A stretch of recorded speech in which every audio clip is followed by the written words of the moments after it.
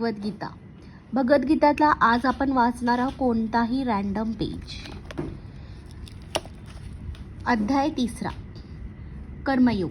अर्जुन उवाच, ज्यायसी चेत्कर्मण्यस्ते मता बुद्धिर्जनार्दन तत्की कर्मणी घोरे मा नियोजयसी केशव. अर्जुन म्हणाला, हे जनार्दन, हे केशव, जर तुम्हाला वाटते की बुद्धी ही सकाम कर्मापेक्षा श्रेष्ठ आहे, तर तुम्ही मला या घोर युद्धात गुंतण्याचा आग्रह का करीत आहात? तात्पर्य.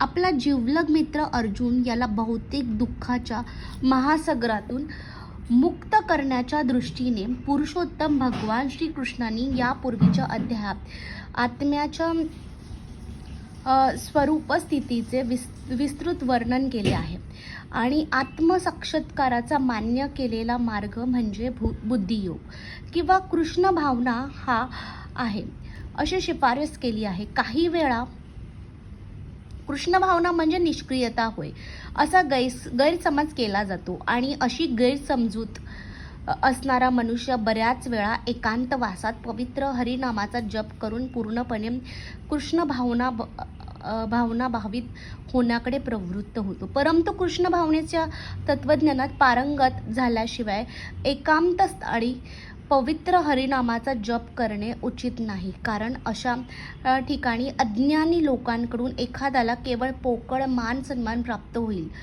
अर्जुनालाही वाटले की कृष्ण भावना, बुद्धियोग किंवा आध्यात्मिक पथावरील ज्ञानाविषयक बुद्धी म्हणजे सक्रिय जीवनातून निवृत्त होणे, एकांतवासात जप तप याचे आचरण करणे होय. दुसऱ्या शब्दात सांगायचे तर अर्जुनाला कृष्ण भावनेचे कारण सांगून चतुरायाने युद्ध टाळायचे होते, परंतु प्रामाणिक शिष्य म्हणून त्याने ही गोष्ट आपल्या गुरुसमोर मांडली आणि श्रीकृष्णांना आपल्यासाठी आचरणीय अशा उचित मार्गाबद्दल प्रश्न केला. याचे उत्तर म्हणूनच भगवान